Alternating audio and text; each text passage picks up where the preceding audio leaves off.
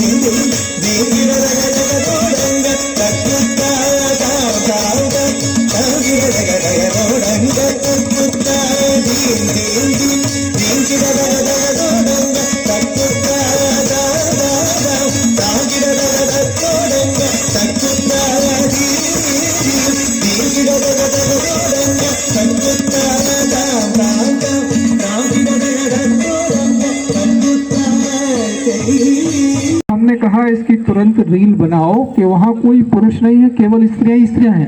अगर आप उस तरह से देख रहे हो तो माताएं ही वहाँ पे या बच्चे हैं छोटे।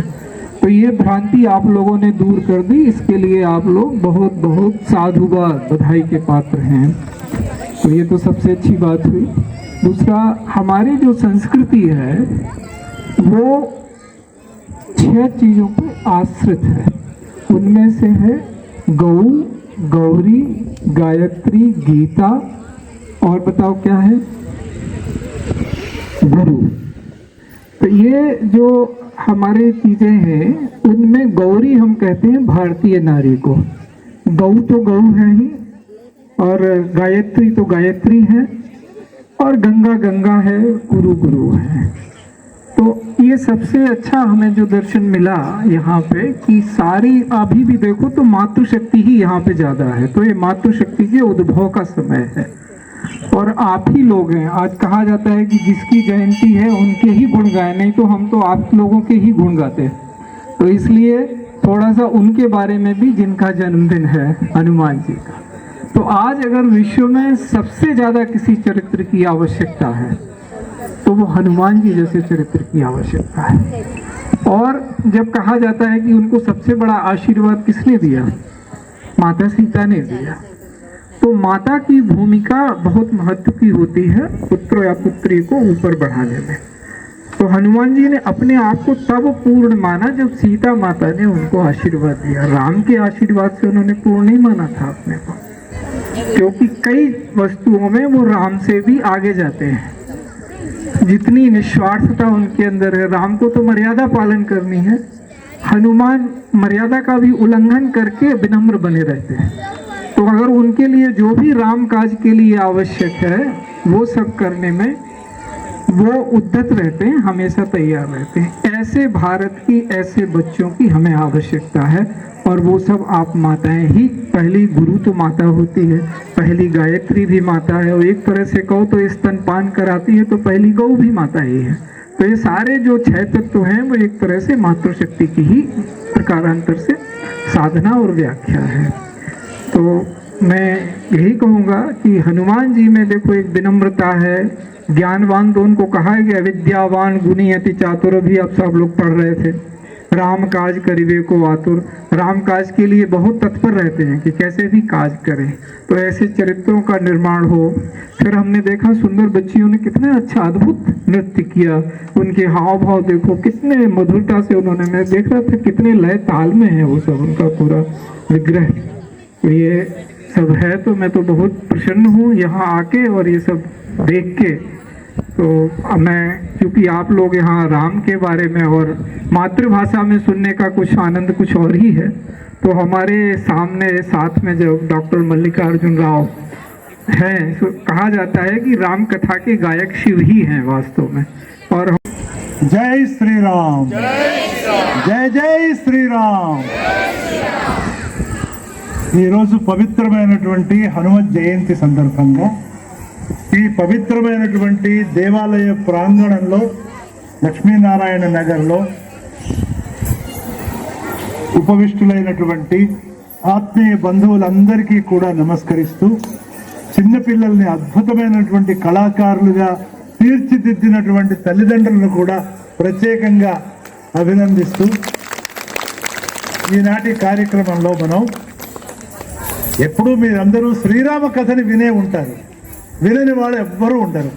శ్రీరామ కథ తెలియని వాళ్ళు ఇక్కడ ఎవరైనా ఉన్నారా అంటే ఒక్కరు కూడా చేయొద్దు. కానీ హనుమత్ కథ సహజంగా మీకు తెలిసింది చాలా కొద్ది విషయాలు. ఈరోజు కొన్ని కొత్త విషయాలు హనుమత్ కథ నుంచి మీకు తెలియజేస్తాను.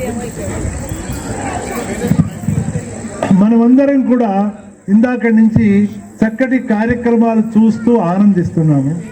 మన పిల్లలు ఇంత చక్కగా ఇక్కడ కార్యక్రమాలు చేయడానికి ఎన్నో రోజుల నుంచి వారు చేస్తున్నటువంటి ప్రాక్టీస్, అలాగే మనమందరం ఇంత శాంతంగా ఇక్కడ కూర్చోవడానికి మన నగరంలో ఎలాంటి గొడవలు లేకుండా చాలా ప్రశాంతమైన వాతావరణం ఉంది కాబట్టి మనం ఇక్కడ కూర్చోగలిగాం. అవునా కాదా?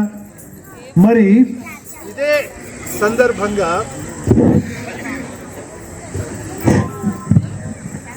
ఒక యుద్ధ వాతావరణం ఇక్కడ ఉందనుకోండి, ఒక్కరైనా ఇక్కడ ఉంటారా? ఈ సమయానికి ఇక్కడ బాంబులు పడుతూ ఉంటాయి, సైరన్లు వస్తూ ఉంటాయి. యుద్ధం ఏ నిమిషంలో ఏం జరుగుతుందో మనం న్యూస్లో చూస్తున్నాం కదా, టీవీల్లో చూస్తున్నాం కదా. ఒక్కసారి యుద్ధం ప్రారంభమైందంటే ఎక్కడ బాంబు పడుతుందో ఎవరికీ తెలియదు. బిల్డింగ్ ఢామ్ అని కూలిపోతుంది. అందులో ఉన్నటువంటి వాళ్ళు, నిద్రపోతున్న వాళ్ళు, చదువుకుంటున్నటువంటి వాళ్ళు, వంటింట్లో పనిచేస్తున్న వాళ్ళు అక్కడికక్కడే అందులోనే చనిపోతారు. అలాంటి వాతావరణము ఎవరికైనా ఇష్టం ఉంటుందా? అసలు ఎవరికి ఇష్టం ఉండదు. అందరూ కూడా శాంతంగా ఉండేటువంటి వాతావరణాన్ని ఇష్టపడతారు. కానీ ఇప్పుడు మీరందరూ కూడా రోజు టీవీల్లో చూస్తూ ఉంటారు, 2 చోట్ల బ్రహ్మాండమైన యుద్ధాలు జరుగుతున్నాయి. ఎక్కడ? యువకులు ఎవరైనా ఉంటే చెప్పచ్చు. ఎక్కడెక్కడ జరుగుతున్నాయి? ఒకటి రష్యాకి ఉక్రెయిన్కి మధ్య జరుగుతుంది. రెండవది ఇజ్రాయెల్ అమెరికా కలిసి ఇరాన్ మీద జరుగుతున్నాయి. అంటే గల్ఫ్ దేశాల్లో యుద్ధ వాతావరణం జరుగుతుంది. మీరు కనుక ఆ టీవీల్లో జరుగుతున్నటువంటి దృశ్యాలను చూస్తూ ఉంటే సడన్ గా ఒక మిసైల్ వస్తుంది, పడుతుంది, అంతే. అందులో ఉన్న వాళ్ళందరూ కూడా చనిపోతారు. కొన్ని వేల మంది గత నెల రోజుల్లో గల్ఫ్ దేశాల్లో చనిపోయారు. కొన్ని లక్షల మంది గత 3 సంవత్సరాలుగా యుద్ధం జరుగుతోంది రష్యాకి ఉక్రెయిన్కి మధ్య. అంటే యుద్ధం అనేటువంటిది వినాశకారి. అవునా కదా? యుద్ధంలో భర్తలు చనిపోతారు, భార్యలు చనిపోతారు, పిల్లలు చనిపోతారు, అందరూ చనిపోతూ ఉంటారు. కాళ్ళు విరిగిపోతూ ఉంటాయి, చేతులు విరిగిపోతూ ఉంటాయి. ఇది ఎవ్వరికీ ఇష్టం ఉండదు. అలాంటి యుద్ధాన్ని ఆపటానికి ప్రయత్నించేసే వాళ్ళు ఎవరు? అలా యుద్ధం జరగకుండా ఉండాలి, 2 దేశాల మధ్య అవ్వచ్చు, కొన్ని దేశాల మధ్య అవ్వచ్చు, యుద్ధం జరగకూడదు అని ప్రయత్నం చేసి దాన్ని సక్సెస్ చేసే వాళ్ళు ఎవరన్నా ఉంటే వాళ్ళని ఏమంటారు? వాళ్ళ పేరేమిటి? అయితే వాళ్ళ టైటిల్ ఏంటి? అలాంటి వాళ్ళని దూతలు అంటారు, రాజదూతలు అంటారు, అంబాసిడర్స్ అంటారు. ఈ అంబాసిడర్స్ మన భారతదేశం యొక్క అంబాసిడర్స్ ప్రపంచంలో ఉన్న అన్ని దేశాల్లో ఉంటారు. అలాగే అన్ని దేశాల అంబాసిడర్స్ మన ఢిల్లీ నగరంలో ఉంటారు. వాళ్ళ దేశానికి మన దేశానికి మధ్య స్నేహపూర్వకమైన వాతావరణం నెలకొల్పడానికి వాళ్ళు ప్రయత్నిస్తూ ఉంటారు. మరి ఇంతమంది ఉన్నప్పటికీ కూడా 3 సంవత్సరాల నుంచి వరుసగా యుద్ధం జరుగుతూనే ఉంది. అతి పెద్ద దేశాలు, పవర్ఫుల్ కంట్రీస్, ప్రపంచంలో ఉన్న అతి పెద్ద పవర్ఫుల్ దేశాలు ఏమేమిటి అంటే అమెరికా అండ్ రష్యా. వీటి ద్వారా శాంతి నెలకొల్పడానికి బదులుగా యుద్ధం జరుగుతోంది, రెండింటి ద్వారా కూడా. అవునా కాదా? ఇది సరైందేనా? కాదు కదా. ఇలాంటి ప్రయత్నమే మన దేశంలో ఒక ప్రపంచ యుద్ధానికి ముందు జరిగింది. ఆ ప్రపంచ యుద్ధంలో కూడా 3 జాతుల ప్రజలు పాల్గొన్నారు. రామాయణము ఆ యుద్ధము యొక్క కథ. రామాయణం అంటే ఒక యుద్ధంతో ముగుస్తుంది, అవునా కాదా? ఒక మహాయుద్ధం అది, ప్రపంచ దేశాల మహాయుద్ధం అది. అందులో పాల్గొన్నటువంటి నాయకులు ఎవరు అంటే, ఒక పక్క రావణాసురుడు. రావణాసురుడు అంటే ఏదో ఒక చిన్న రాజ్యానికి రాజు అనుకుంటే మీరు చాలా పొరపాటు. 400 దేశాలు ఈ ప్రపంచంలో ఉంటే 400 దేశాలకి ఉన్న రాజులందరికీ అతను అధిపతి. అతను పిలిస్తే 400 మంది రాజ్యాల రాజులు, రాక్షస రాజులు వాళ్ళ సైన్యాలను వెంట పెట్టుకొని, కోట్లాది సైన్యాలను వెంట పెట్టుకొని యుద్ధానికి వచ్చారు. మరి ఇంకొకరు వానరులు, వారి చక్రవర్తి సుగ్రీవుడు. సుగ్రీవుడు పిలిస్తే ఒక 500 రాజ్యాలు, వానర రాజ్యాలు ఉన్నాయి ఈ భూమి మీద. 4 దిక్కులకి తన గూఢచారులని పంపించి 4 దిక్కుల నుంచి అన్ని వానర రాజ్యాల రాజుల్ని రమ్మన్నాడు. ఎక్కడికి? తన రాజధాని కిష్కింధకి. ముందు వాళ్ళు వచ్చారు. వాళ్ళు వచ్చిన తర్వాత యుద్ధమంతా అసలు కారణం ఏమిటి? సీతమ్మని తెలుసుగా మీకు, రావణాసురుడు ఎత్తుకెళ్ళాడు. కాబట్టి ఆవిడ ఎక్కడుందో కనిపెట్టి ఆవిడ్ని సురక్షితంగా తీసుకురావాలి, అంతే. అది యుద్ధానికి కారణం. ఎవరు వెతకాలి? ఎక్కడుందని వెతకాలి? ఈ వానరులందరికీ కూడా ఆయన, వాళ్ళ రాజు అయినటువంటి సుగ్రీవుడు ఒక ఆజ్ఞ ఇచ్చాడు. 4 దిక్కులా కూడా మీరు వెళ్ళి ఒక్కొక్కరు ఒక 200 మంది వానరులను తీసుకుని, కొంతమంది ముఖ్యులైనటువంటి వాళ్ళు, వాళ్ళకి నాయకత్వం వహిస్తారు. వెళ్ళి ప్రపంచం మొత్తం వెతకండి, సీతమ్మ ఎక్కడ ఉందో కనిపెట్టి రండి, ఆ తర్వాత యుద్ధం జరుగుతుంది అన్నాడు. సరే, అవన్నీ మీకు తెలుసు. ఇక్కడ చాలా గమ్మత్తైన విషయం ఏమంటే, దక్షిణ దిక్కుకు వెళ్ళిన వాళ్ళలో హనుమంతుడు ఉన్నాడు. మీ అందరికీ తెలుసు కదా హనుమంతుడు. ఎక్కడైనా సరే మీరు ఒక అద్భుతమైనటువంటి విషయాన్ని మీకు చెప్తానేమంటే, మన స్టేట్ మొత్తానికి పోలీస్ అధికారి ఐజీ అంటారు, ఇన్స్పెక్టర్ జనరల్. ఆయన ఒక ఎస్ఐ కింద పని చేయగలడా? ఎప్పుడన్నా చేస్తాడా? అసలు వాళ్ళకి అవకాశం ఉంటుందా? ఎస్ఐ మీద సిఐ ఉంటాడు, సిఐ మీద ఏసీపీ ఉంటాడు, ఏసీపీ మీద సిపి ఉంటాడు, సిపి మీద జనరల్ డైరెక్టర్స్ ఉంటారు, వాళ్ళ మీద ఉంటాడు ఆయన. ఆయన వచ్చి ఒక కింద లెవెల్ అధికారి కింద అతని యొక్క ఆజ్ఞలు తీసుకుంటూ పని చేయటం మీరు ఎప్పుడన్నా ఊహించగలరా? కానీ ఇది జరిగింది ఎవరి ద్వారా? హనుమంతుడి ద్వారా. అంటే ఎంత సంయమనం ఉందంటే, ఎందుకంటే హనుమంతుని యొక్క పరాక్రమము ఎలాంటిదంటే, వాలి అతని ముందు నుంచోలేడు. రావణాసురుణ్ణి ఎడమ చేత్తో ఓడించేస్తాడు, కుడి చేయి కూడా అవసరంలా. అంతటి మహాపరాక్రమం, చావు లేదు, ఏ అస్త్రము ఆయన ఏమీ చేయలేదు. అలాంటి వరాలన్నీ ఉన్నాయి చిన్నప్పటి నుంచే. ఒక్క అస్త్రము కూడా, ఒక్క మిసైల్ ఆయన వచ్చి కొట్టినా కూడా ఆయనకి ఏం కాదు, మిసైల్ తుక్కు అయిపోవస్తుంది తప్పితే. అంతటి గొప్ప పరాక్రమశాలి అయినటువంటి హనుమంతుడు దక్షిణ దిక్కుకి సీతమ్మ జాడ వెతకడం కోసం పంపించేటువంటి గ్రూపులో ఒక మెంబర్ నేను. ఆ గ్రూపుకి లీడర్ ఎవరు? ఎవరైనా? అంగదుడు. అందరు వానరుల్లోకి చిన్నవాడు, రాజకుమారుడు, సుగ్రీవుడి యొక్క వాలి యొక్క కుమారుడు. అందరూ మొత్తం అక్కడున్న వానరులందరిలోనూ చిన్న పిల్లవాడు. అతను దానికి లీడరు. అతని నాయకత్వంలో ఉన్నటువంటి గణంలో హనుమంతుడు ఒక మెంబర్గా వెళ్ళాడు. Imagine this. అసలు మీరు ఊహించగలరా ఇట్లాంటిది సిచ్యువేషన్? ప్రపంచంలో ఎక్కడైనా సరే, ఏ వ్యక్తి అయినా సరే, ఉన్నత స్థానంలో ఉన్నటువంటి వ్యక్తి, బహు పరాక్రమం కలిగినటువంటి వ్యక్తి, తనకన్నా ఎన్నో రెట్లు కింద ఉన్నటువంటి వ్యక్తి కింద అతని యొక్క ఆజ్ఞలు పాలిస్తూ వెళ్ళటం ఎంతటి శక్తి కావాలి? ఒక చిన్న ఉదాహరణ పోలీస్ స్టేషన్లో సర్కిల్ ఇన్స్పెక్టర్ గారు వస్తే ఎస్ఐ కూడా లేచి నుంచుంటాడు, కానిస్టేబుల్స్ లేచి నుంచుంటారు, అవునా కాదా? అలాంటిది హనుమంతుడు అతని యొక్క ఆజ్ఞల ప్రకారం నడుచుకున్నాడు.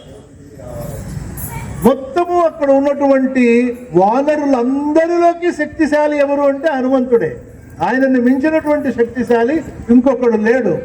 అదే విషయము ఈ సముద్రాన్ని దాటడానికి ఎవరికి ఎంత శక్తి ఉంది అంటే అందరూ వాళ్ళ వాళ్ళ శక్తులు చెప్తారు. నేను 50 యోజనాలు వెళ్ళగలను, నేను 75 యోజనాలు వెళ్ళగలను, నేను 100 యోజనాలు వెళ్ళగలను, కానీ తిరిగి రాలేను. అభిమన్యుడికి మళ్ళీ ఉపయోగం ఏముంది? కానీ వెళ్ళి తిరిగి రాగలిగినటువంటి శక్తి ఒక జాంబవంతుడు అని ఆయన పెద్ద ఆయన ఉన్నాడు. ఆయన చెప్పాడు, నేను యువకుడిగా ఉన్నప్పుడు వామనావతారంలో వామనుడు బలి చక్రవర్తి తల మీద కాలు పెట్టినప్పుడు ఈ భూమి చుట్టూతా 18 సార్లు తిరిగాను నేను. ఈ సాగరం ఒక లెక్క నాకు. కానీ ఇప్పుడు వయసు అయిపోయింది, ఇప్పుడు నేను అడిగేయడమే కష్టంగా ఉంది. అంతే కదా, ఎవరైనా కానీ యువకులుగా ఉన్నప్పుడు ఎన్ని పనులైనా చేస్తారు. ఎంత బ్రూసులీలాగా కరాటేలు చేస్తారు. ఆ బ్రూసులీనే 90 ఏళ్ళు వస్తే ఎట్లుంటాడు? ఏం చేయలేడు, ఇంకొకళ్ళు చేయించుకోవాలి ఆయన, అవునా కదా? ఆ విధంగా జాంబవంతుడు నేను ఇప్పుడు పెద్దవాడిని అయిపోయాను కాబట్టి చేయలేను అని చెప్పి అక్కడ దూరంగా ఒక ఆయన తపస్సు చేసుకుంటూ కూర్చున్నాడు. అని ఆయన దగ్గరికి వెళ్ళి, ఓ హనుమ, వాళ్ళందరూ తలకాయలు పగలు కొట్టుకుంటుంటే నువ్వు హాయిగా ఇక్కడ కూర్చుని శ్రీరామనామ జపం చేసుకుంటున్నావా? లే, నీ శక్తి ఎంతో తెలుసా అసలు అని ఆయనకి ఆయన శక్తులన్నీ గుర్తు చేశాడు. అప్పుడు హనుమ, సరే అయితే నా శక్తులన్నీ ఇన్ని ఉన్నాయని నువ్వు చెప్పావు కాబట్టి నేనేం చేయాలి అని అడిగాడు. నువ్వేం చేయాలి అని చెప్పేది మన గ్రూప్ లీడరు ఎవరు? అంగదుడు. అంగదుడి దగ్గరికి రా. అంగదుడి దగ్గరికి తీసుకొస్తే అంగదుడు చెప్పాడు, హనుమా, మీరు ఇప్పుడు ఈ సముద్రం మొత్తాన్ని దాటి అవతలకు వెళ్ళి రావణాసురుడి యొక్క లంక ఎక్కడ ఉందో చూసి ఆ లంకలో సీతమ్మ వారు ఉన్నారో లేరో, ఎక్కడున్నారో కనిపెట్టాలి. ఉన్నది అని చెప్పి ఆల్రెడీ ఒక ఆయన చెప్పాడు. సంపాతి అనే ఆయన, ఇక్కడ కూర్చుని నేను అక్కడ చూస్తున్నాను, మాకు కళ్ళు పవర్ చాలా ఎక్కువ, మేము ఆస్ట్రోనాట్స్ సూర్యుడి దగ్గరికి వెళ్ళడం కోసం ప్రయత్నించాము, కాబట్టి మా కళ్ళ పవర్తో నేను ఇక్కడ కూర్చుని చూస్తున్నాను, సీతమ్మ అక్కడ ఉన్నది, వెళ్ళు అని చెప్పాడు అందరికి. కానీ వెళ్ళగలిగే వాళ్ళు ఎవరు? ఇంత శక్తిశాలి హనుమంతుడు. హనుమంతుడు అంటే మనం ఏదో ఒక కోతి అనో ఒక వానరం అనో అనుకుంటే చాలా పొరపాటు. ఈ మహాప్రయత్నాన్ని ఆయన ప్రారంభించాడు. లేచాడు, మహేంద్రగిరి అనే పర్వతం మీద నుంచి లేచి బయలుదేరాడు. మధ్యలో మైనాకుడు అనే ఒక పర్వతము పైకి వచ్చింది. ఈ మైనాకుడు ఎవరు? హిమాలయ పర్వతం యొక్క పుత్రుడు, పార్వతీదేవికి సహోదరుడు. ఆయన సముద్రంలో నుంచి పైకి వచ్చాడు. ఎందుకు వచ్చాడు అంటే హనుమంతుడి తండ్రి అయినటువంటి వాయుదేవుడు అతన్ని, నాయన హనుమంతుడు శ్రీరామ కార్యార్థమే వెళ్తున్నాడు కాబట్టి హనుమంతుడికి కొంచెం సేపు నువ్వు అల్పాహారం ఏదైనా ఇవ్వు అని చెప్తే ఆయన పైకి వచ్చాడు. పైకి వచ్చి ఆపబోయాడు. తన దారిలో అడ్డం వస్తాడా అని చెప్పి ఈ చేతి ఇట్లా అన్నాడు. అంతే, మైనాక పర్వతం మళ్ళీ సముద్రంలో పడిపోయింది. మళ్ళీ లేచాడు ఆయన. లేచి, హనుమ, నేను మీకు శత్రువుని కాదు, మిమ్మల్ని ఆపడం కోసం రావట్లేదు, నేను మీకు ఆతిథ్యం ఇస్తామని వస్తున్నాను. పొద్దున్నే బయలుదేరాడు ఆయన. సూర్యోదయానికి పూర్వం బయలుదేరాడు. సూర్యుడితో పాటు అటు ఆకాశంలో 2 సూర్యులు కనిపిస్తున్నారు. ఒకటి సూర్యుడు, రెండవది హనుమంతుడు. ఈ హనుమంతుడు పోని సూర్యుడికి సంబంధం ఏమైనా ఉందంటే పెద్ద సంబంధం ఉంది. చిన్నప్పుడు వాళ్ళమ్మ ఏదో ఇంట్లో పని చేసుకుంటోంది, అంజనాదేవి. ఈయనకి ఆకలేస్తుంది, చిన్న పిల్లాడుగా ఉన్నప్పుడు, అంత పిల్లాడుగా ఉన్నప్పుడు. లేచి వెళ్ళి, అమ్మ నాకు ఆకలేస్తోంది, నాకేమన్నా పెట్టు, నాకేమన్నా అడుగుతారు కదా పిల్లలు, ఏమన్నా పెట్టమని అడుగుతుంటారు కదా.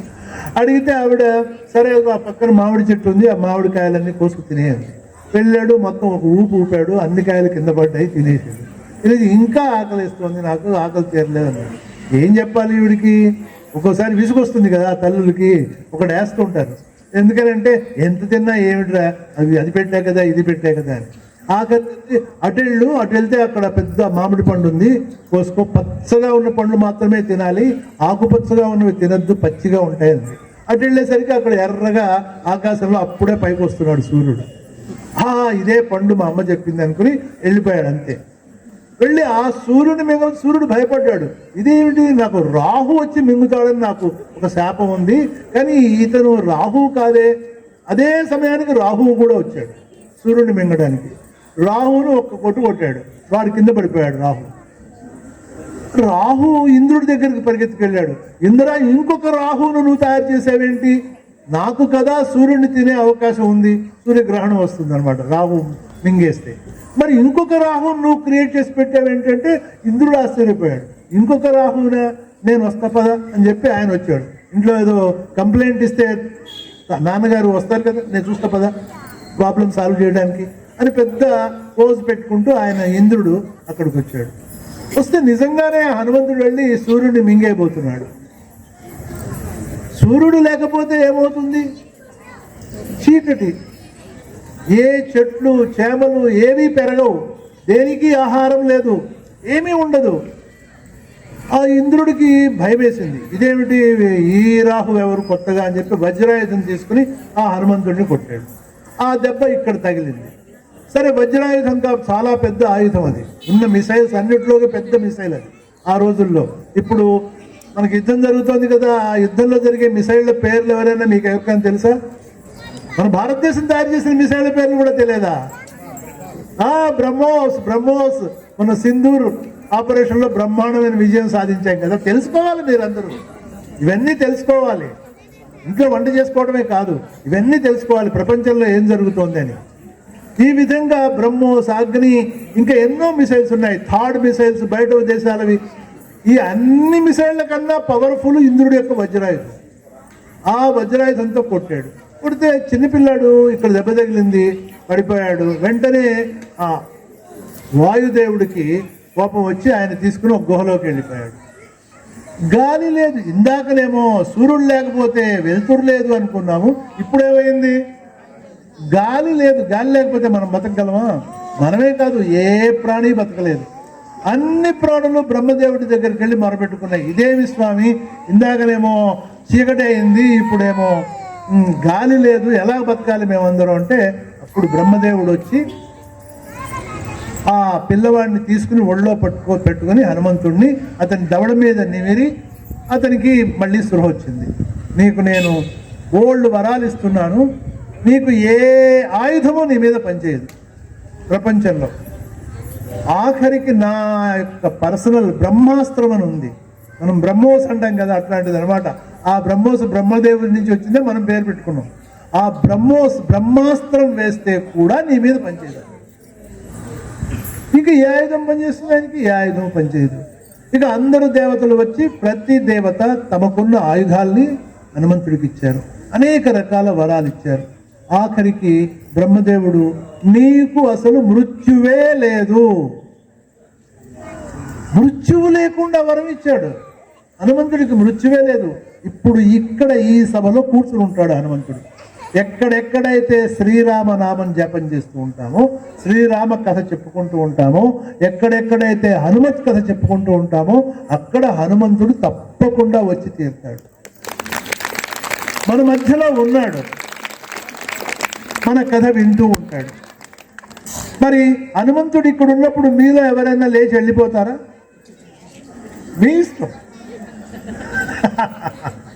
కాబట్టి హనుమంతుడు వెళ్ళేంత వరకు ఎవరు ఇక్కడి నుంచి వెళ్ళకూడదు, ఏదైనా సరే. మరి అలాంటి హనుమంతుడు అన్ని రకాల వరాలు వచ్చినాయి. సరే, ఆ తర్వాత ఇంటికి వచ్చేసాడు. ఇంటికి వచ్చిన తర్వాత కొంచెం పెద్దవంగానే పిల్లలు ఏమంటారు, అమ్మ నేను చదువుకుంటాను, నేను స్కూల్కి వెళ్తాను అంటే, ఇప్పుడే వద్దులేరా, ఇంకా నీకు ఆడుకునే సమయం అంటారు పిల్లలు.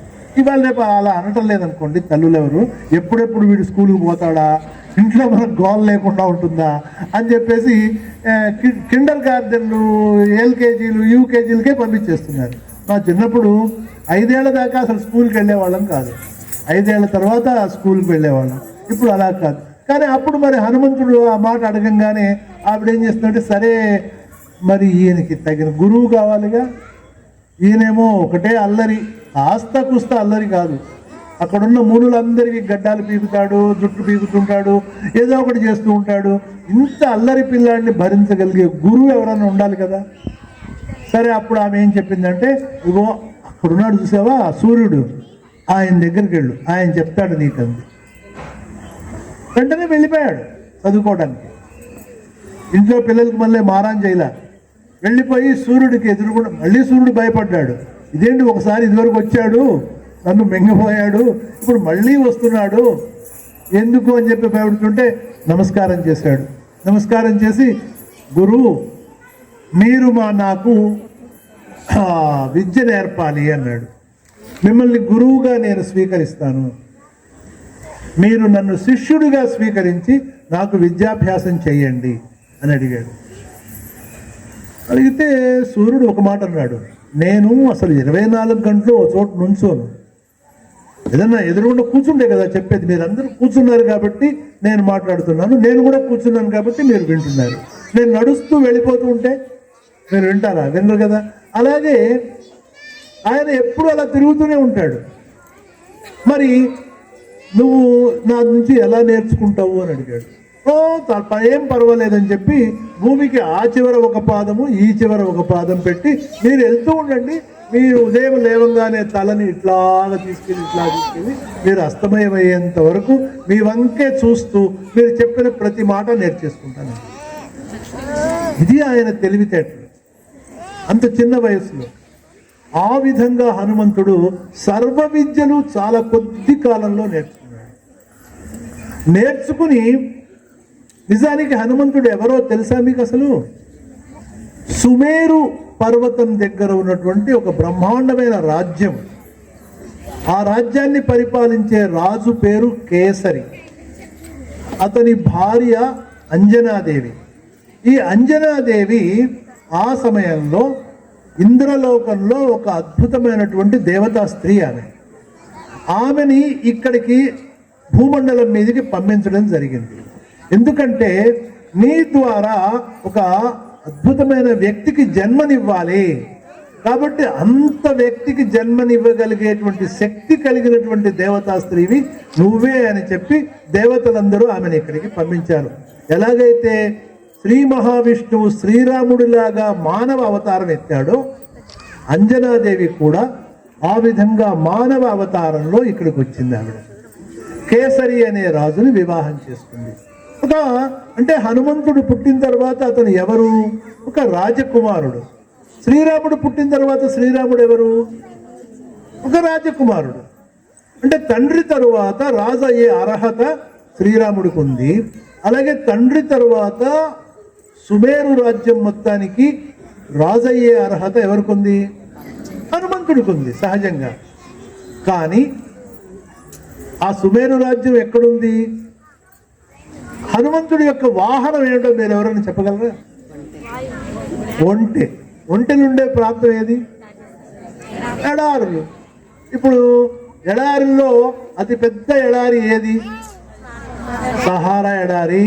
ఇంకా ఇప్పుడు సౌదీ అరేబియా మొత్తం ఎడారే. అక్కడ రాజులందరూ కూడా ఇసుక మీద పడకుండా తలకి బట్టలు కట్టుకుని దాని మీద దండలు వేసుకుంటూ ఉంటారు. చూశారు కదా మీరు న్యూస్లో. ఇసుక మీద పడితే దులుపుకోవడం చాలా కష్టం. అందుకని అక్కడ వాళ్ళు ఒంటెల మీద తిరుగుతుంటారు. అక్కడ అన్ని ఒంటెలే. అదంతా కూడా హనుమంతుడి రాజ్యమే మొత్తం. ఇప్పుడు ఎవరైతే గల్ఫ్ కంట్రీస్ అంటాం కదా, ఆ గల్ఫ్ కంట్రీస్ అన్నిటికీ రాజాధిరాజు హనుమంతుడే. అలాంటి హనుమంతుడు విద్యాభ్యాసం పూర్తి అయిన తర్వాత ఇంటికి వెళ్ళి వివాహం చేసుకుని రాజ్యం స్వీకరించాలి. అలాంటి హనుమంతుడు గురువు గారి దగ్గర విద్యాభ్యాసం అయిపోగానే సూర్యుడు గురువు గారు అన్నాడు, నాయన నీ విద్యాభ్యాసం పూర్తి అయిపోయింది. అసలు నాకు ఆశ్చర్యం వేస్తుంది ఏంటంటే, ఇంత తక్కువ సమయంలో చతుర్వేదాలు నేర్చుకున్నావు, అష్టాదశ పురాణాలు నేర్చుకున్నావు, ఉపవేదాలు నేర్చుకున్నావు, గాంధర్వ వేదం వచ్చు, నృత్యం వచ్చు, హనుమంతుడికి సంగీతం వచ్చు, గాన కళలో ప్రతిభాశాలి. ఇన్ని శాస్త్రాలు ఇంత తొందరగా నేర్చుకున్నటువంటి వ్యక్తి నా జన్మలో ఇంతవరకు చూడలేదు. ఇక నువ్వు ఇంటికి వెళ్ళి నీ రాజా కార్యాలను చేసుకోవచ్చు, నేను నీకు అనుమతిస్తున్నాను అని చెప్పేసి సర్టిఫికేట్ ఇచ్చేసాడు ఆయన. కాలేజీ సర్టిఫికేట్ అనమాట. అయిపోయిన తర్వాత వెళ్తే యూనివర్సిటీకి వెళ్ళాలి, లేకపోతే ఇంటికి వెళ్ళి పెళ్లి చేసుకోవాలి. కాబట్టి సర్టిఫికేట్ ఇచ్చేయగానే, స్వామి నాకు సర్టిఫికేట్ కాదు కావాల్సింది, నేను ఇక్కడి నుంచి బయటకు వెళ్ళాలి అంటే మీకు నేను గురుదక్షిణ ఇవ్వాలి. గురుదక్షిణ ఇవ్వకుండా నేను ఎలా వెళ్తాను అని హనుమంతుడు ఎవరిని అడిగాడు? సూర్య మహాదేవుని అడిగాడు. అడిగితే వెంటనే సూర్యుడు ఏమన్నాడంటే, అసలు నీలాంటి శిష్యుడు దొరకడమే గొప్ప. ఎప్పుడైనా సరే ఇంట్లో మన పిల్లలు మంచి పనులు, ఇందాక నాట్యం చేస్తుంటే వాళ్ళ అమ్మలందరూ ఎంత ఆనందంగా ఉంటారు ముఖాల్లో. ఎందుకంటే మా అమ్మాయి ఎంత చక్కగా డ్యాన్స్ చేస్తుంది. అలాగే పిల్లలు ఫస్ట్ క్లాస్లో పాస్ అయ్యి ఇంటికి రాగానే ముఖ్యంగా మొట్టమొదటి ఆనందపడేది ఎవరు? తల్లిదండ్రులే కదా. ఆ విధంగా గురువులు ఎవరైనా సరే ఎప్పుడు ఆనందపడతారంటే, వాళ్ళ శిష్యుడు తనని మించిపోయినటువంటి జ్ఞానాన్ని సంపాదించగలిగితే ప్రతి గురువుకి కూడా చాలా ఆనందం ఉంటుంది. తన కొడుకు కన్నా కూడా శిష్యుడి మీద ఎక్కువ ఆనందం ఉంటుంది. ఆ విధంగా సూర్య భగవానుడు ఏమన్నాడంటే, నువ్వు నన్ను మించిపోయి బాగా నేర్చుకున్నావు, ప్లస్ నాకు లేని శక్తులు ఎన్నో నీకున్నాయి. కొన్ని యుగాల తర్వాత సూర్యుడు కూడా చనిపోతాడు, సూర్యుడు కూడా గోళం మాయమైపోతుంది. కానీ హనుమంతుడు కాడు. ఎందుకంటే హనుమంతుడు చిరంజీవి, ఎప్పటికీ కూడా. భూమండలం ఉన్నంతకాలమే కాదు, ఈ యుగాలు మారిపోయినప్పటికీ కూడా హనుమంతుడు ఉంటాడు. వచ్చే యుగానికి, వచ్చే మన్వంతరానికి బ్రహ్మ హనుమంతుడే. ఇప్పుడు బ్రహ్మ ఎవరో ఒక ఆయన ఉన్నాడు కదా, ఆయన తరువాత వచ్చే మన్వంతరం బ్రహ్మ ఎవరంటే హనుమంతుడు. అంటే అప్పుడు కూడా హనుమంతుడే ఉంటాడు. అలాంటి హనుమంతుడికి నువ్వు నాకేం గురుదక్షిణ ఇస్తావు, ఏం అవసరం లేదు, నువ్వు ఇంటికి వెళ్ళిపోయి మీ అమ్మగారు మీ నాన్నగారు చెప్పినట్టు విను అన్నాడు. అంటే అప్పుడు హనుమంతుడు కాదు గురుదక్షిణ ఇవ్వకుండా వెళ్తే నాకు పని పూర్తి అయినట్టు కాదు, నేను నేర్చుకున్నట్టు కాదు, నేను గురుదక్షిణ ఇస్తాను, మీరు అడగండి అని పట్టుబట్టాడు. ఎప్పుడన్నా ఎవరైనా పట్టుబడితే ఏం కోపం వస్తుంది కదా తల్లిదండ్రులకు కూడా. నాకు ఇదే కావాలి, నాకు ఇదే కావాలి, నాకు ఇదే అంటే ఒక్కడేస్తారు. అట్లాగా సూర్యుడు వేయకుండా, అయితే ఒక పని చెయ్యి, నా అంశతో పుట్టినటువంటి సుగ్రీవుడు అని ఉన్నాడు, అతనికి మంత్రిగా ఉండు అన్నాడు. అంటే అతనికి సలహాదారుగా ఉండు, అతని కింద పనిచేయాలి. ఈయన ఇంత బలపరాక్రమాలు కలిగి ఒక బ్రహ్మాండమైన రాజ్యానికి రాజకుమారుడుగా ఉన్నటువంటి సుగ్రీవుడు హనుమంతుడు ఒక్క క్షణం కూడా ఆలోచించకుండా తమరి ఆజ్ఞ గురుదేవా అని చెప్పి చిన్నగా సుగ్రీవుడి దగ్గరికి వెళ్ళిపోయాడు. ఇంటికి వచ్చాడు. ఇంటికి వచ్చి గురువుగారు, ఆవిడేమో తల్లిదండ్రులేమో ఇంకా నీకు రాజ్యాభిషేకం చేస్తాము అన్నారు. కాదు, మా గురువు గారు నాకు ఆదేశం ఇచ్చారు, సుగ్రీవుడికి నన్ను మంత్రిగా ఉండమన్నారు, కాబట్టి నేను వెళ్తున్నాను. ఎంతకాలం మంత్రిగా ఉండాలి? దానికి సూర్యుడు చెప్పాడు, ఆజన్మాంతము మంత్రిగా ఉండమన్నాడు. ఆ జన్మ అంతం వరకు. ఎవరి అంతం వరకు? సుగ్రీవుడు అంతం వరకు. ఎందుకంటే హనుమంతుడికి అంతం లేదు. ఇక్కడ గ్రహించాల్సిన విషయం ఇది. తన కొడుకు యొక్క ఆజన్మాంతము అంటే తన చివరి రోజు వరకు కూడా హనుమంతుడు ఆయనకి మంత్రిగా ఉండాలి అన్నాడు. ఇక్కడ ట్విస్ట్ అర్థం చేసుకోవాలి. పాలిటిక్స్లో ఇలాగే ఉంటాయి. అక్కడ మాట్లాడేదా మాటలకు అర్థం కావు అంత తొందరగా, జాగ్రత్తగా అర్థం చేసుకోవాలి. అక్కడికి వెళ్ళి సుగ్రీవుడి దగ్గర మంత్రిగా ఉంటే సుగ్రీవుడు అన్నాడు, ఇదేంది నా బలం, నేనేమో మా అన్నగారు కొడితే నేను పారిపోయి అన్ని దేశమంతా తిరిగి ఏదో ఈ పర్వతం మీద మా అన్న రావడానికి వీలు లేదు, ఆయనకు ఒక శాపం ఉంది, అందుకని నేను ఇక్కడ ఉన్నాను. నువ్వేమిటి, నువ్వేమో నీకు ప్రపంచంలో నిన్ను ఎవరూ జయించలేరు అసలు, అలాంటి నువ్వు నాకు అనుచరుడుగా పనిచేస్తావా? అలా అసలు ఎవరైనా దొరుకుతారండి? ఎవరైనా అలా పనిచేస్తారా? ఇది హనుమంతుడి యొక్క గొప్పతనం. లేదు మా గురువు గారి ఆజ్ఞ, మా గురువు గారి ఆజ్ఞ కాబట్టి మీ దగ్గర నేను. మరి ఒక్కరోజన్నా బాగా పవర్ఫుల్గా ఉన్న వ్యక్తి, వీక్గా చాలా ఉన్నటువంటి వ్యక్తి దగ్గర పని చేస్తున్నప్పుడు ఎప్పుడో ఒకసారి తన పరాక్రమంతో ఏదో ఒక మాట అంటారు కదా. జీవితం మొత్తంలో ఎప్పుడూ సుగ్రీవుడిని ఏమల్లా. సుగ్రీవుడినే కాదు, వాళ్ళ కొడుకైనటువంటి అంగదుడి కింద కూడా పనిచేశాడు. ఇంత బల పరాక్రమాలు ఉండి ప్రపంచంలో ఉన్న అన్ని విద్యలు వచ్చినటువంటి ఒక వ్యక్తి అసలు మీరు ఊహించగలరా? ఇంతే కాదు, హనుమంతుడు చేసిన త్యాగం చెబితే మీరు ఆశ్చర్యపోతారు. ఒక దేశానికి రాజకుమారుడు, మరి శ్రీరాముడు కూడా రాజకుమారుడే కదా. శ్రీరామచంద్రుణ్ణి వాళ్ళ తల్లి కైకేయి ఒక్క మాట అడిగింది. ఏమడిగింది? 14 సంవత్సరాలు అరణ్యవాసానికి వెళ్ళమని. శ్రీరాముడు వెంటనే అరణ్యవాసానికి బయలుదేరాడు. ఇక్కడ మీరు అర్థం చేసుకోవాల్సింది ఏంటంటే 14 సంవత్సరాలు అయిన తరువాత శ్రీరాముడు తిరిగి వచ్చి రాజ్యాభిషేకం చేసుకుని రాజ్యం చేయవచ్చు. శ్రీరామచంద్రుడికి పోయిందే ఉంది, ఓ 14 సంవత్సరాలు బయటకు వెళ్ళి ఉండాలి, అంతే కదా. స్కూల్లో కూడా పిల్లలకి అప్పుడప్పుడు శిక్ష వేస్తూ ఓ గంట సేపు బయట వెళ్ళి నుంచో, ఆ గంట అయిన తర్వాత మళ్ళీ స్కూల్లోకి రావచ్చు కదా, అలాంటి శిక్షలు వేస్తూ ఉంటారు. ఇక్కడ తల్లి అతనికి 14 సంవత్సరాలు శ్రీరామచంద్రుడికి శిక్ష వేసింది. మరి గురువు గారు హనుమంతుడికి ఏం శిక్ష వేశాడు? శిక్ష అనుకోండి, లేకపోతే వేరే అనుకోండి, వరం అనుకోండి, ఇది జీవితాంతము అక్కడ సుగ్రీవుడు బతికున్నంత కాలము ఆయన దగ్గర ఈయన సేవ చేస్తూ ఉండాలి. ఇక సుగ్రీవుడు అంతం అయిన తరువాత ఆ యుగం అయిపోయింది. హనుమంతుడు ఇంకా అప్పుడు వెళ్ళి రాజ్యం ఏంటి చేసేది? పెళ్ళి ఏం చేసుకునేది ఉంది అక్కడ? ఏమి లేదు, రాజ్యం లేదు, ఏం లేదు. హాయిగా హిమాలయాలకు వెళ్ళి తపస్సు చేసుకుంటూ ఉన్నాడు. మళ్ళీ మహాభారత సమయంలో భీముడికి కనిపిస్తే భీముడు ఒక చిన్న రిక్వెస్ట్ చేశాడు హనుమంతుడిని, మాకు యుద్ధం జరుగుతుంది మా అన్నదమ్ముల మధ్యలో, అప్పుడు తమరు వచ్చి మా అర్జునుడి యొక్క రథం మీద మీరు ఉండాలి అన్నాడు. అలాగే అన్నాడు హనుమంతుడు. ఈ విధంగా హనుమంతుడు తన గురువు గారి మాట మీద తన జీవితాంతము రాజకుమారుడు కాలేదు. ఎవరు గొప్ప? శ్రీరామచంద్రుడు గొప్ప, హనుమంతుడు గొప్ప? ఈ విషయం ఎవరికైనా తెలుసా? శ్రీరామచంద్రుడు 14 సంవత్సరాలు అయ్యంగానే ఆయనకి సర్టిఫికేట్ ఉంది, 14 సంవత్సరాలు వచ్చి మళ్ళీ ఆయన రాజుగా అవ్వచ్చు. కానీ హనుమంతుడు అలా కాదు.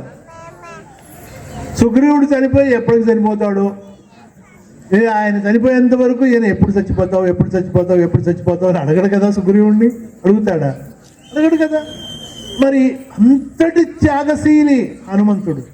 హనుమంతుడి యొక్క త్యాగము మీరు చిన్న చిన్న మాటల్లో చెప్పలేరు, ఊహించలేరు అసలు. తన జీవితం మొత్తము కూడా ఎక్కడ ఎవరిని నొప్పించకుండా ఆఖరికి యుద్ధం అయిపోయి శ్రీరాముడు సీతమ్మ ఇద్దరు పట్టాభిషేకం అయ్యి కూర్చున్న తరువాత ఒక ఏడాది అందరూ వస్తారు, రాక్షసులు వానరులు అందరూ వచ్చి వాళ్ళందరినీ శ్రీరాముడు పంపించేస్తాడు. పట్టాభిషేక మహోత్సవం అయిపోయిన తర్వాత ఇక చాలు, ఇక మీరు మీ ఇళ్ళకి వెళ్ళండి, ఇక్కడే అయోధ్యలో కూర్చుంటే మా ప్రజలందరూ మీకు మళ్ళీనే జీన్స్ ప్యాంట్లు ఇవన్నీ వేసుకుంటూ మొదలెడతారు, సగం షర్ట్లు మినీ స్కర్ట్లు ఇవన్నీ వేసుకుంటారు. ఎందుకంటే అది వాళ్ళ సంస్కృతి, రాక్షసుల సంస్కృతి. మా ప్రజలందరూ కూడా మీ సంస్కృతిని అవలంబిస్తారు. కాబట్టి వచ్చారు, మా ఇంటికి వచ్చారు, మా రాజ్యాభిషేకం చూశారు, ఇక వెళ్ళండి అని అందరినీ పంపించేస్తాడు శ్రీరాముడు. కావాలని చెప్పి లక్ష్మణుడికి చెప్పి అందరినీ పంపించేయి. ఎవడు కదలడానికి ఇష్టపడ్డు అయోధ్య నుంచి. ఎందుకంటే రోజు 3 పూట్ల బ్రహ్మాండమైన భోజనం, రోజు ఇగో ఇలాగ చక్కగా నృత్యాలు కార్యక్రమాలు ఇవన్నీ. ఆ సరయూ నది పక్కన బ్రహ్మాండమైన ఉద్యానవనాలు ఉన్నాయి, అక్కడ విహరించవచ్చు. ఇన్ని భోగాలు ఉంటే అక్కడ అయోధ్య నుంచి వెళ్ళటానికి ఒక్కళ్ళు కూడా ఇష్టపడరు. రాక్షసులు వానరులు అందరూ వస్తారు, ఇంకా అనేక మంది జాతుల వాళ్ళు వస్తారు. అందరినీ పంపించేస్తాడు రాముడు.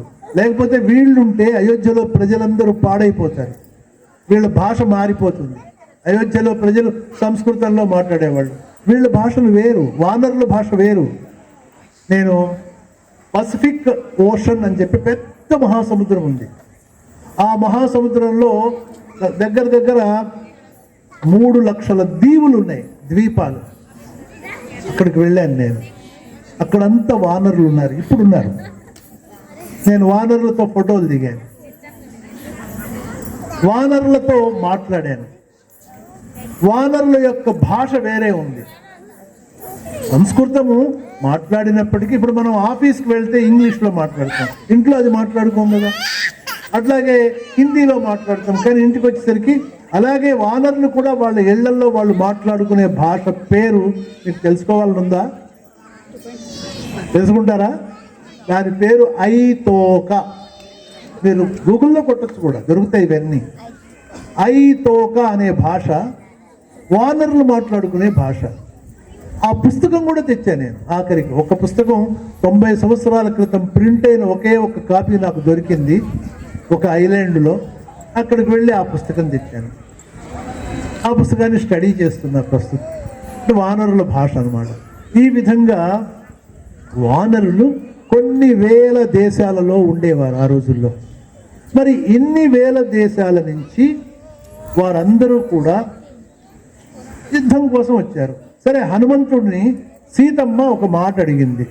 నాయనా హనుమ, నువ్వంటే మాకు చాలా ఇష్టం. శ్రీరామచంద్రుడికి ఏంటి, నాకేంటి ఎంతో ఇష్టం. ఇంకా యుద్ధం అయిపోయింది, అన్నీ అయిపోయినాయి. ఇంకా నువ్వు ఎక్కడికో వెళ్ళటం దేనికి? మా దగ్గరే ఉండిపో. నీకేమో మేమంటే చాలా ఇష్టం. వెంటనే హనుమంతుడు ఏమన్నాడంటే, అమ్మ మీరంటే నాకు ఎంత ఇష్టమో చూపించాలంటే ఇదిగో అని చెప్పి ఇలా తీసి చూపించాడు. లోపల ఛాతీ లోపల హనుమ శ్రీరామచంద్రుడు సీతమ్మ ఇద్దరు కొలువై ఉన్నారు. అంత ఇష్టపడే హనుమంతుడు సీతమ్మ అడిగింది, నువ్వు ఇక్కడే మా దగ్గరే ఉండిపో, రోజు మాకు ఎదురుగుండా కళ్ళు ఎదురుగుండా ఉండు. మనకి ఇష్టమైన వాళ్ళు మన ఎదురుగుండా ఉంటే ఎంతో ఆనందంగా ఉంటుంది కదా. ఉంటుందా ఉండదా? మరి ఆ విధంగా సీతారాములు ఇద్దరూ కూడా హనుమంతుడిని అడిగితే హనుమంతుడు మీరంటే నాకు ఎంత ఇష్టమంటే అని చెప్పి చూపించాడు. తన హృదయం నిండా మీరే ఉన్నారు, అయినప్పటికీ నేను ఇక్కడ ఉండలేనన్నాడు. ఎందుకు ఉండలేడు హనుమంతుడు? గురువు గారికి మాట ఇచ్చాను, మా గురువు గారికి మాట ఇచ్చాను, సుగ్రీవుడు బతికున్నంత కాలం నేను సుగ్రీవుడి దగ్గరే ఉండాలి. నేను గురువు గారికి మాట ఇచ్చాను ఎప్పుడో చిన్నప్పుడు. కాబట్టి నాకు సెలవు ఇవ్వండి, నేను కూడా అయోధ్య నుంచి వెళ్ళిపోతాను. మీరు ఎప్పుడు తలుచుకుంటే అప్పుడు వస్తాను. మిమ్మల్ని నేను తలుచుకునే క్షణం ఉండదు, ఎందుకంటే మీరు ఎప్పుడు నా హృదయంలోనే ఉంటారు. ఇట్లాంటి భక్తుడిని మీరు అసలు ఎప్పుడన్నా చూసారా, విన్నారా? ఆది శంకరులు కూడా తన తల్లికి అదే చెప్తారు, అమ్మా నేను దేశం మొత్తం తిరగడానికి బ్రహ్మచారిగా వెళ్తున్నాను, కానీ నీకు ఎప్పుడు కావాలని ఎప్పుడు తలుచుకుంటే అప్పుడు నేను నీ దగ్గరకు వస్తాను అని ఆవిడ చివరి అవసాన దశలో ఆవిడ తలుచుకోగానే వచ్చి ఆమె మరణశయ్య మీద ఉన్నప్పుడు ఆవిడని పలకరించి తరువాత ఆవిడ చితికి దహన సంస్కారాలు చేసి తిరిగి వెళ్తారు. ఈ విధంగా హనుమంతుడి యొక్క గొప్పతనం ఒక రకంగా మీకు ఇది చెప్పాను. త్యాగానికి ప్రతీక హనుమంతుణ్ణి మించినటువంటి వాడు ఇంకోడు ఉండడు భూమి మీద. మీకు త్యాగానికి ప్రతీక, మీకు కేవలం శక్తికి ప్రతీక మాత్రమే అనుకుంటున్నారు మీరు హనుమంతుడిని. కాదు, త్యాగానికి ప్రతీక. ఒక త్యాగమేనా? ఇంకా ఎన్నో విషయాలు ఉన్నాయి, కానీ 1-2 విషయాలు మీకు చెప్తాను. ఎక్కువ సమయం పడితే మీకు కూడా సమయం అవుతుంది కాబట్టి ఇళ్ళకి వెళ్ళాలి. కాబట్టి యుద్ధముతో ప్రారంభించుకున్నాం కదా మనం. యుద్ధము జరిగితే నాశనమే నాశనం. పిల్లలు జల్లలు అందరూ పోతారు, మగవాళ్ళు పోతారు, ఆడవాళ్ళు పోతారు, అందరూ చనిపోతారు. యుద్ధం జరగకూడదు అని దూతగా వెళ్ళాడు హనుమంతుడు. నేను రావణాసుడికి చెప్తాను, యుద్ధం వద్దు రావణ, అమ్మని సీతమ్మ శ్రీరాముడికి ఇచ్చేసి ఒక వివాహమైన స్త్రీని 40 సంవత్సరాలు ఉంటాయి అప్పటికి సీతమ్మ వారికి పెళ్ళి ఎప్పుడైంది అంటే ఆవిడ 8 సంవత్సరాలు. అంటే ఎన్ని సంవత్సరాలు అయింది శ్రీరాముడు సీత కాపురం చేస్తూ ఉండి? సుమారు 30 సంవత్సరాలు, 25 సంవత్సరాలు. అలాంటి స్త్రీని నువ్వు ఎత్తుకొచ్చావు, నీకు ఏమైనా బుద్ధి ఉందా? ఏదో ఆవిడేమో పెళ్లి కాని అమ్మాయి పోనీ ఎత్తుకురావడానికి. అలాంటిది తీసుకొచ్చి నీకేమో ఇంటి నిండా ఎటు చూసినా రాణులే ఉన్నారు, ప్రపంచంలోకెల్లా అతి సౌందర్యవతి అయినటువంటి స్త్రీ మండోదరి నీకు భార్యగా ఉంది. నీ ఇంట్లో ప్రతి దేశం నుంచి నీవు ఎత్తుకొచ్చిన అమ్మాయిలందరూ నీకు ఊడిగం చేస్తున్నారు. ఇంతమంది స్త్రీలు ఉండగా నువ్వు సీతమ్మని ఎత్తుకొస్తావా? అది కూడా పరాక్రమం చూపించి ఆమె భర్తని నువ్వు ఏదైనా చేసి చంపి తర్వాత ఆవిడని తీసుకొస్తే అది వేరే పద్ధతి. ఆవిడ భర్తకి మాయతో ఎక్కడికో బయటకు పంపించి ఆవిడ్ని ఎత్తుకొస్తావా? కాబట్టి ఇప్పటికైనా మించిపోయింది లేదు. సీతమ్మని నువ్వు శ్రీరామచంద్రుడి దగ్గరికి పంపించేస్తే యుద్ధం ఉండదు, నీ ప్రజలందరూ సురక్షితంగా ఉంటారు అని మంచి మాట చెప్పటానికి హనుమంతుడు ప్రయత్నం చేశాడు. ఈ ప్రయత్నంలో భాగంగా ఒక చిన్న విషయం చెప్తాను. ముఖ్యంగా పోలీసు డిపార్ట్మెంట్లో ఉన్నవాళ్ళు, లేకపోతే గూఢచారి డిపార్ట్మెంట్లో ఉన్నవాళ్ళు, సైనిక శక్తిగా ఉన్నవాళ్ళు, ఇతర దేశాలలో గూఢచారిత్వం చేస్తున్న వాళ్ళు, వీళ్ళందరూ తెలుసుకోవాల్సినటువంటి విషయం ఏమిటంటే హనుమంతుడు ఒక దూతగా వెళ్ళాడు. కేవలం సీత ఎక్కడ ఉందో తెలుసుకుని రావాలి, ఇది ఆయనకి ఇచ్చిన పని. చూశాడు, సీతమ్మని చూశాడు, కలిశాడు, మాట్లాడాడు, అన్నీ అయిపోయినాయి. తర్వాత అసలు రావణాసురుడు ఏం చేస్తాడో చూద్దాం అనుకున్నాడు. యుద్ధం చేస్తాడా, సీతమ్మని ఇచ్చేస్తాడా? వెళ్ళి ఒక రావణాసురుడి దగ్గరికి వెళ్ళాలి అంటే ఆస్థానంలో కొలువులోకి ప్రవేశం అంత తేలిగ్గా ఉండదు. నేను ఒకసారి ప్రధానమంత్రి వాజ్పేయి గారిని కలుద్దామని ప్రయత్నం చేశాను. నేను అప్పుడు ఢిల్లీలో అంబాసిడర్గా ఉన్నాను.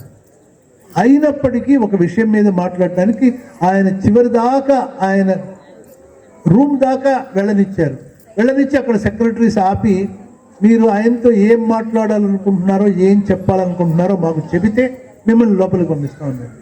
మీకు నేను చెప్పకూడదనే కదా, ఆయనకి మాత్రమే చెప్తాను, నేను ఇంకెవరికి చెప్పను. నేను కనుక్కున్న విషయాన్ని అది ప్రధానమంత్రికి మాత్రమే చెప్తాను అంటే కుదరదన్నారు. ఇవ్వలా, నాకు పర్మిషన్ ఇవ్వలా. అంటే ఒక రాజ దర్శనం ఎంత కఠినంగా ఉంటుంది అనేటువంటిది మీకు చెప్తున్నాను. మరి రావణాసురుని చూడాలంటే అంత తొందరగా కోతిని లోపలికి పంపిస్తారా? పంపిస్తారు కదా, ఎందుకంటే లంకలో కోతులు లేవు. బయట నుంచి ఎక్కడి నుంచో ఒక కోతి వచ్చింది, వాళ్ళందరికీ ఆటలాడుకుంటున్నారు దాంతో ఆ కోతి. అలాంటిది నన్ను లోపలికి వెళ్ళాలంటే ఏం చేయాలి? ముందు అక్కడున్న ఆ తోటంతా నాశనం చేసేసాడు. దానికి కాపలా వాళ్ళందరూ వచ్చారు, వాళ్ళని చంపేశాడు. ఇంకొక 10 మంది ఎక్కువ వచ్చారు, వాళ్ళని చంపేశాడు. అప్పుడు జనరల్స్గా ఉన్నటువంటి వాళ్ళు ఒక 10 మంది వచ్చారు, వాళ్ళని చంపేశాడు.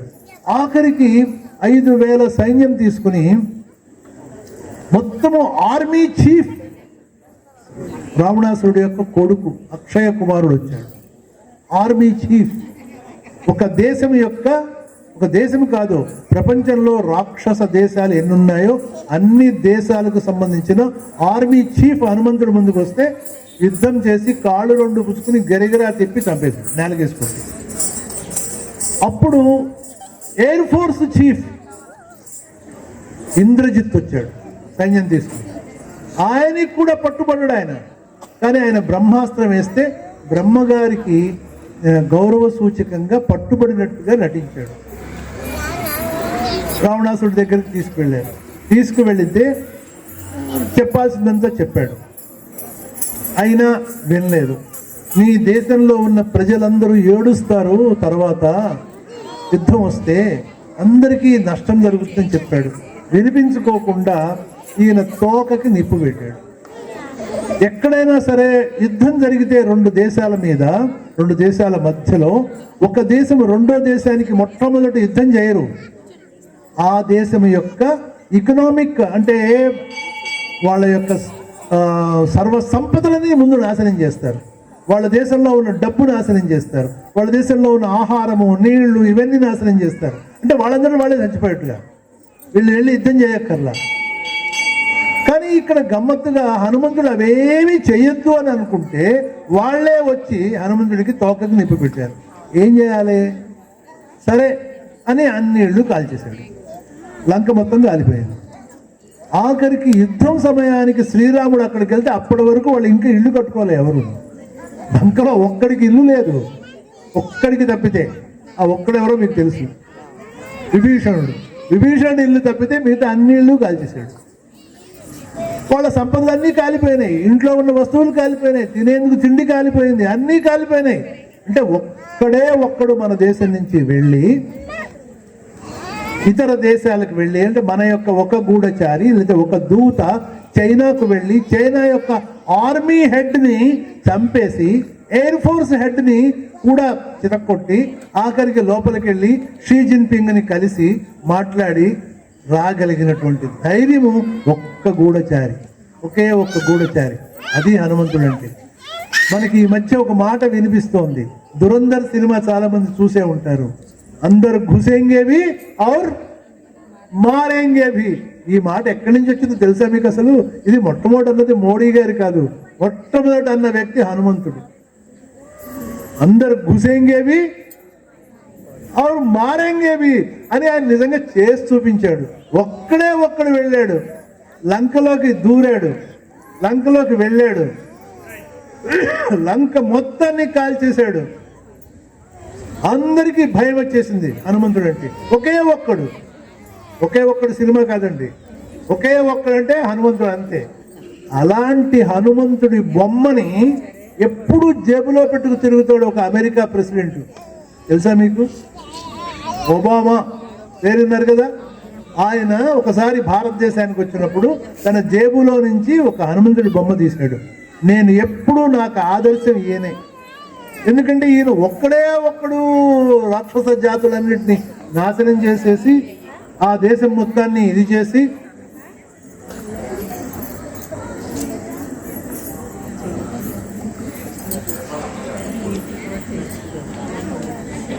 ఇంత గాయం కూడా లేకుండా శరీరానికి తిరిగి వచ్చాడు. ఇది గొప్పతనం.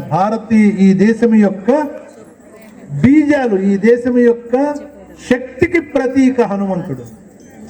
భారత మాతకి, ఈనాడు మనం అనుకునేటువంటి భారత మాతకి ముద్దు బిడ్డ హనుమంతుడు. నిజానికి ఈ దేశం యొక్క పరువు నిలిపినటువంటి వాడు హనుమంతుడు. ఈ దేశం యొక్క శక్తిని ప్రపంచంలో చాటిన వాడు హనుమంతుడు. అందుకని ప్రపంచ నేతలు హనుమంతుడి యొక్క బొమ్మని జేబులో పెట్టుకు తిరుగుతూ ఉంటారు. మన విదేశాంగ మంత్రి ఎస్ జయశంకర్ గారు ఈ మధ్య ఒక ఉపన్యాసంలో చెప్తూ, మా ఎక్స్టర్నల్ అఫైర్స్ మినిస్ట్రీ మొత్తానికి కూడా ఆరాధ్య దైవం ఎవరంటే హనుమంతుడు. ఎందుకంటే ఒక దూత ఏ విధంగా కార్యం చేయాలి అని. మరి అలాంటి హనుమంతుడిని ఒక ఆయన పిచ్చిగా తిట్టాడు. అప్పుడే హనుమంతుడు ఉన్నప్పుడే. ఆయన ఎవరు అంటే, యుద్ధం ప్రారంభం అవుతోంది, యుద్ధ సైన్యాలన్నీ లంక దగ్గరకు వచ్చేసినాయి. అప్పుడు కూడా శ్రీరాముడు ఏం చేశాడంటే ఒక దూతని పంపించి ఇప్పటికి కూడా యుద్ధం ఆపేద్దాం వద్దు అని రావణాసుడి దగ్గరకు ఒక దూతని పంపించాడు. ఆ దూత ఎవరు తెలుసా? అందరిలోకి చిన్నవాడైన అంగదుడు శ్రీరామ దూతగా వెళ్ళాడు. వెళ్ళగానే కొత్తగా వచ్చాడు, చిన్నపిల్లాళ్ళ ఉన్నాడు. ఎవరు లెక్క చేస్తారు? రావణాసురుడు అడిగాడు, కస్త్వం వానర, సంస్కృతంలో ఎవరయ్యా నువ్వు వానరుడివి అని అడిగినప్పుడు, రామరాజ్య భవనే లేఖార్థ సంవాహక అని సంస్కృతంలో జవాబిచ్చాడు. అంటే రాముడి యొక్క భవనంలో పత్రాలు, లెటర్స్ ఉంటాయి కదా, లెటర్స్ తీసుకుని ఇంకొక చోట ఇవ్వటము, అక్కడి నుంచి పత్రం తీసుకుని, అంటే దూత పని, ఇది దూత కార్యం, ఇది నేను అని చెప్పి దూత అనే దానికి లేఖార్థ సంవాహక అని సంస్కృతంలో. ఇక్కడ నాగరాజు గారు ఉన్నారు, సంస్కృత ప్రచారకులు. ఇలాంటి అద్భుతమైనటువంటి. అంతేకాదు, అప్పుడు రావణాసురుడు ఇంకొక ప్రశ్న వేశాడు. ఇదివరకు ఎవడో ఒక వానరుడు హనుమాన్ అని చెప్పి వచ్చాడు కదా, వాడేమయ్యాడు? ఇప్పుడు నువ్వు వచ్చావు. వాడు వచ్చి వెళ్ళింది ఇంతవరకు మా వాళ్ళు ఎవరు మర్చిపోలే. ఎందుకంటే ఇంతవరకు పడుకునేందుకు ఎవరికి పైన చెత్త లేదు, కాలిపోయినాయి అన్ని ఇళ్ళు, దుప్పట్లు కాలిపోయినాయి, అన్నీ కాలిపోయినాయి, తినడానికి తిండి కూడా లేదు, తిండి కూడా కాలిపోయింది. ఎన్ని కాలిపోతే ఇప్పుడు నువ్వు వచ్చావు, నువ్వేం చేస్తావు, నువ్వెవరు, వాడేమయ్యాడు అని అడిగాడు. అడిగితే అప్పుడు అంగదుడు చెప్పాడు సమాధానం. ఏమనంటే, ఏమీ లేదు, ఆ హనుమంతుడు తిరిగి మా దగ్గరికి రాగానే మా వానరులందరికీ తెలిసింది ఏంటంటే, రాక్షసులు హనుమంతుడిని తాళ్లతో కట్టి కొట్టి గుద్ది తర్వాత అతనికి తోకకు నిప్పు పెట్టి ఇన్ని చేశారని తెలిసి మా వానరులందరికీ కోపం వచ్చింది. కోపం వచ్చి, చీ నీకు సిగ్గు లేదా హనుమంత, రాక్షసుల చేత బంధింపబడతావా? అసలు వానరులు ఎవరైనా కానీ ఎవరి చేతన్నా బంధింపబడటం, నేను కోతిని పట్టుకోండి చూద్దాం, పట్టుకోగలరా కోతిని మీరు? అది చేతికి చిక్కదు. అలాంటిది నువ్వు రాక్షసుల చేత బంధింపబడతావా అని చెప్పి వాళ్ళందరూ ఏం చేశారంటే వానరులందరూ ఆ హనుమంతుణ్ణి పిడిగుద్దులు గుద్దారు, కాళ్లతో తన్నారు. లాత్ మారణ అంటారు కదా హిందీలో, ఆ విధంగా కాళ్లతో తన్నారు, ఇష్టమంచినట్లు తిట్టారు హనుమంతుడిని. కాబట్టి అవన్నీ భరించలేక హనుమంతుడు ఎక్కడో పోయి దాక్కున్నాడు, ఎక్కడికి పోయాడో మాకు తెలియదు అని సమాధానం చెప్పాడు. ఇందులో మీకు హనుమంతుడిని తిడుతున్నట్టుగా అనిపిస్తుంది, కాదు. ఆ లంకలో ఉన్న వాళ్ళందరూ గలగడగలగా వణికిపోయారు. ఎందుకంటే ఇక్కడ లంక మొత్తాన్ని కాల్చేసి వెళ్ళిన వాడిని అక్కడ కోతులు వానరులు ఇష్టమంచినట్టు గుద్దాయా, ఇష్టమంచినట్టు కళ్ళతో తన్నారా, అయినా వాళ్ళని ఏం చేయలేకపోయాడా? అంటే ఈయనే ఇంత పరాక్రమాలు ఉంటే అక్కడున్న వానరులు ఇంకెంత పరాక్రమాలు కలిగిన వాళ్ళు అయి ఉంటారు అని రాక్షస సమూహాల్లో భయం మొదలైంది. అలాంటి వానరులు కోట్ల మంది లంక మీదకి యుద్ధానికి వస్తున్నారు. ఇప్పుడు అసలు ఏం చేయాలి? ముందే శత్రువుల మనస్సుల్లో భయాన్ని కల్పించేశారు. ఇది యుద్ధం అంటే. అసలు యుద్ధం చేయకుండానే వాళ్ళ ప్యాంట్లు తడిసిపోతాయి, అన్నీ తడిసిపోతాయి ఎదురుకుండా వాళ్ళు. అది యుద్ధం అంటే.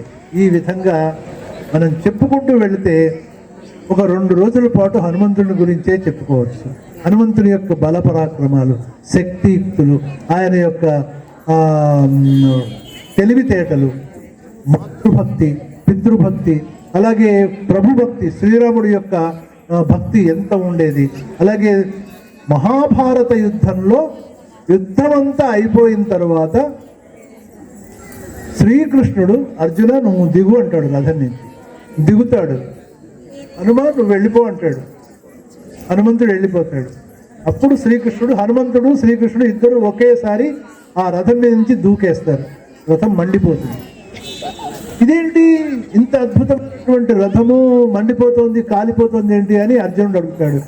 ఏమనుకున్నావు, దాని మీద హనుమంతుడు ఉన్నాడు కాబట్టి ఆ రథంకి ఒక్క అస్త్రం కూడా ఆ రథాన్ని ఏం చేయలేకపోయింది. నేనుండటం మూలాన కాదు, హనుమంతుడికి ఏ అస్త్రము పనిచేయదు. ఆయన పైన కూర్చున్నాడు నీ రథం మీద. అట్లాంటి అద్భుతమైనటువంటి శక్తులు మహాభారత కాలం వరకు కూడా ఆయన ఉన్నాడు.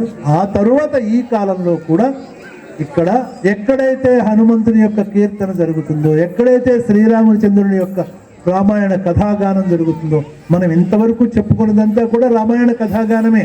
హనుమంతుడు రామాయణంలో ఒక భాగమే. ఇంకా ఎన్నో ఉన్నాయి హనుమంతుడి చరిత్రలు. ఈనాటికి ప్రపంచ దేశాల్లో హనుమంతుడు ప్రతి దేశంలోనూ, నేను అనేక దేశాలు వెళ్తే అన్ని దేశాల్లో హనుమంతుడి యొక్క పూజ జరుగుతోంది. భారతీయుల చేత కాదు, ఆ దేశం వాళ్ళ చేత. ఇవన్నీ కూడా మనం విస్తృతంగా తెలుసుకోవాలంటే ఒక 2 రోజుల పాటు సెమినార్ పెట్టుకుంటే 2 రోజులు ఉదయం నుంచి సాయంత్రం దాకా కూర్చుంటే చెప్పుకోవచ్చు.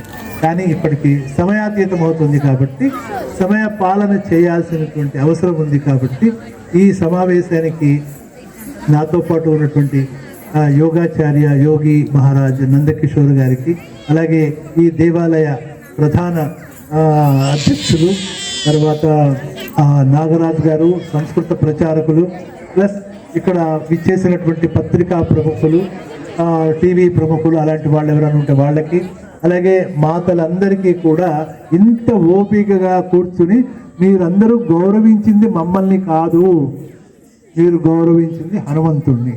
ఎందుకంటే హనుమంతుడు ఇక్కడ ఉన్నారు కాబట్టి మీరందరూ కూడా ఇక్కడ ఉండటం, హనుమంతుడి యొక్క ఆశీర్వచనం మీ అందరికీ తప్పకుండా ఉంటుంది.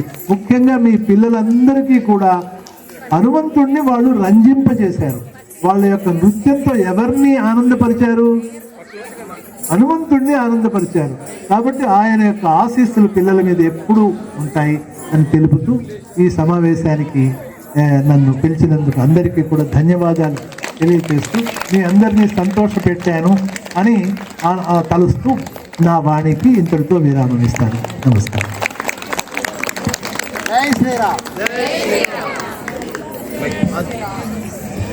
మన ఆహ్వానాన్ని మళ్లించి చాలా అమృత తుల్యమైనటువంటి హనుమత్ కథను మనందరికీ కూడా వివరించినటువంటి ఎంఎం రావు గారికి ప్రత్యేక ధన్యవాదాలు, కృతజ్ఞతలు.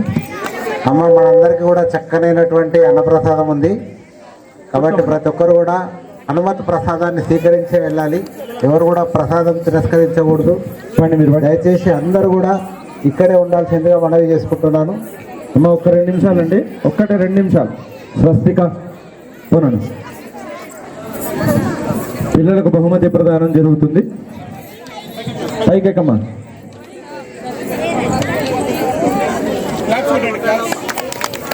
చప్పట్లు పిల్లలకు.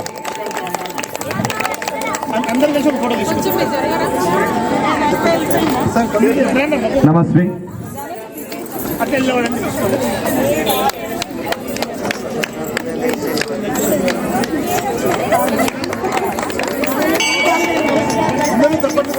లిప్సిక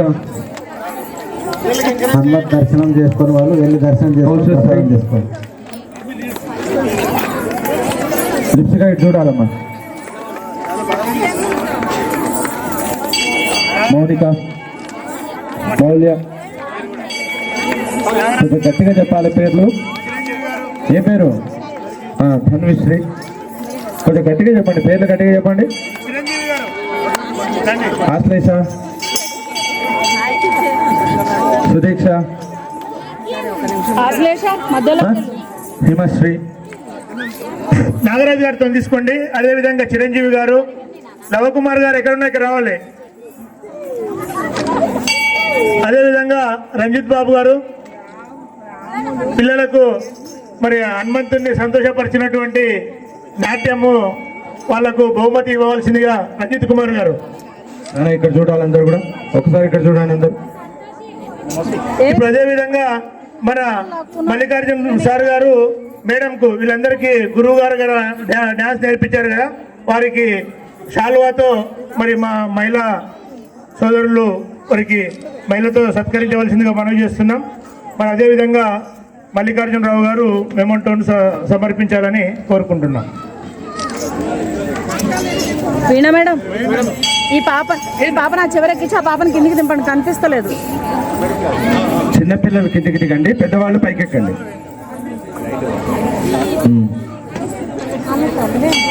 జై శ్రీరామ్, జై శ్రీరామ్, జై శ్రీరామ్, జై శ్రీరామ్. చాలా అద్భుతంగా. పిల్లలు ఎవరు కనిపిస్తలేదు, అందరు పెద్దోళ్ళే కనిపిస్తారు. పిల్లల్ని ముందరికేసుకోండి, పిల్లల్ని ముందరికేసుకోండి. ఇటు చూడండి అమ్మా, అందరు ఇటు చూడండి.